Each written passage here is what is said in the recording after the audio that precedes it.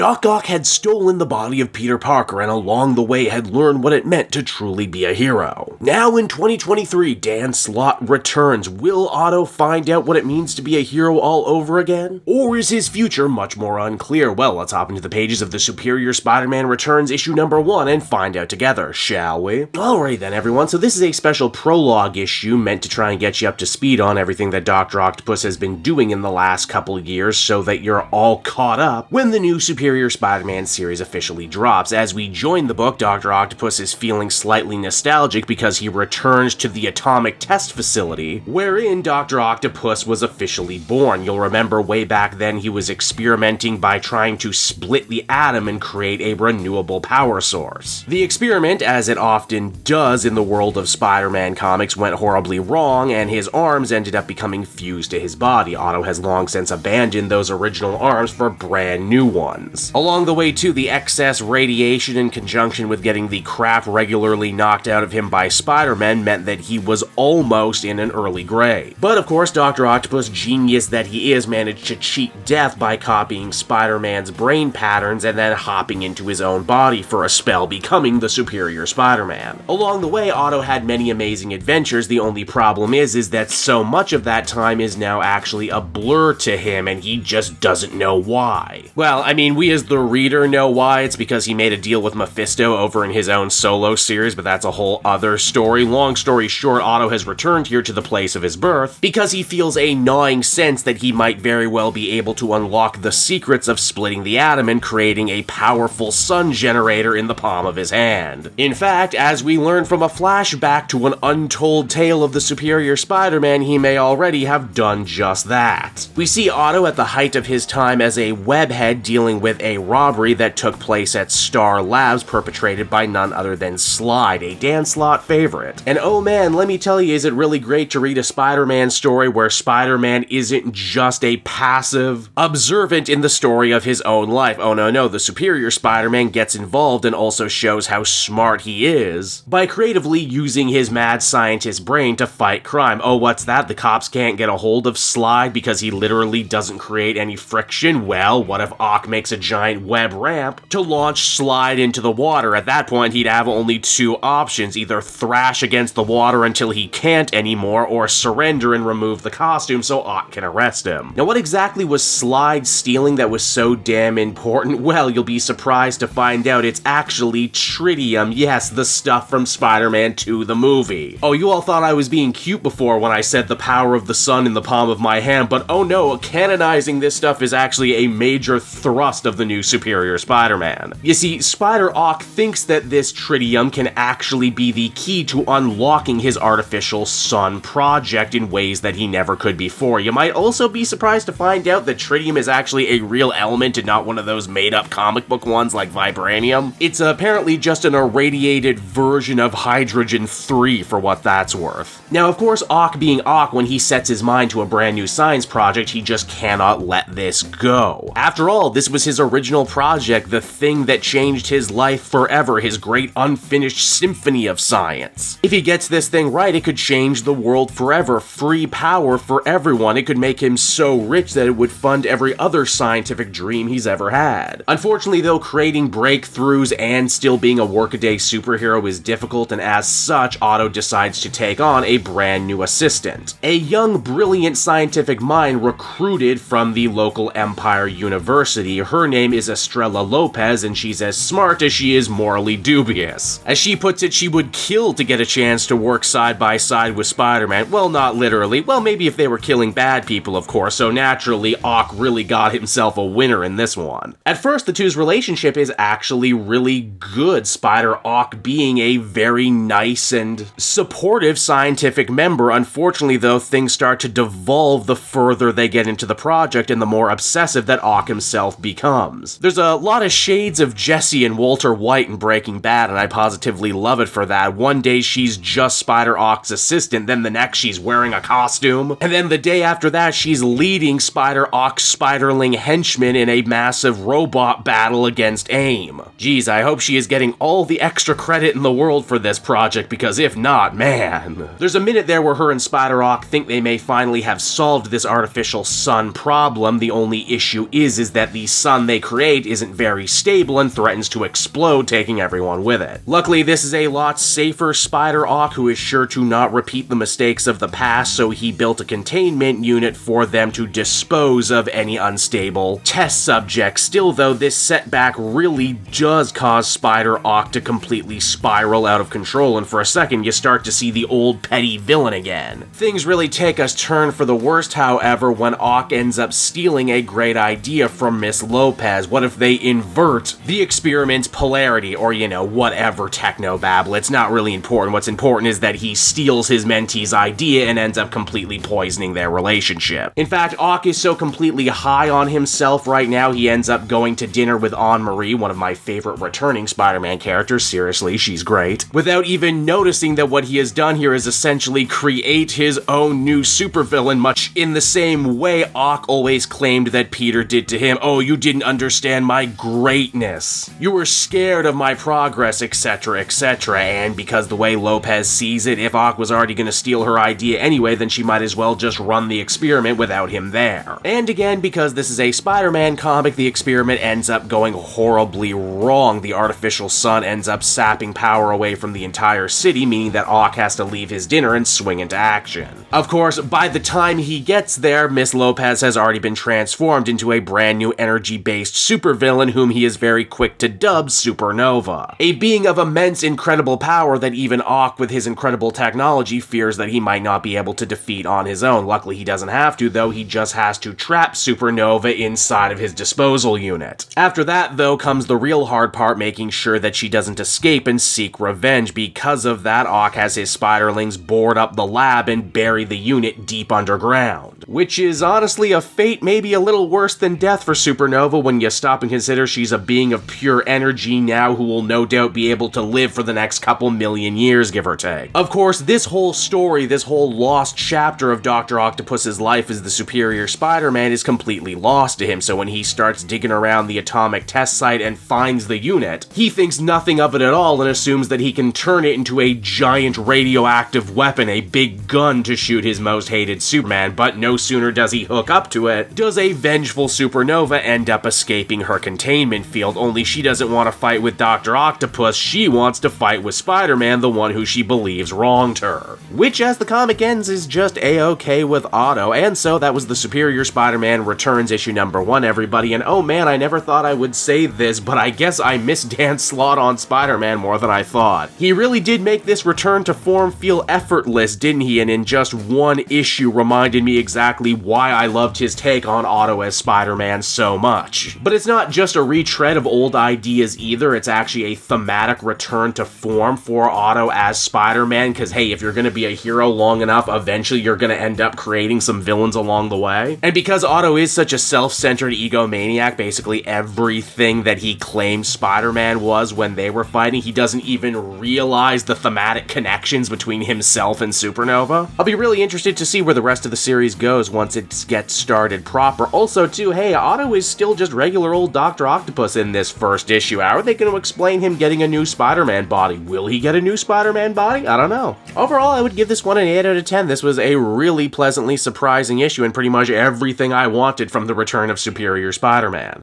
Hey there everyone, it's your old pal Cape Joel again, thanking you so much for watching to the end of the video. I hope you enjoyed it, and if you did, why not check out my Amazon link down in the description. Yes, that's right, the Cape Joel channel officially has its own Amazon storefront now. You can pick up a comic or anything else for that matter, and if you did, you'd really be helping me in the channel. So with that out of the way everyone, I will see you again next time. Bye-bye.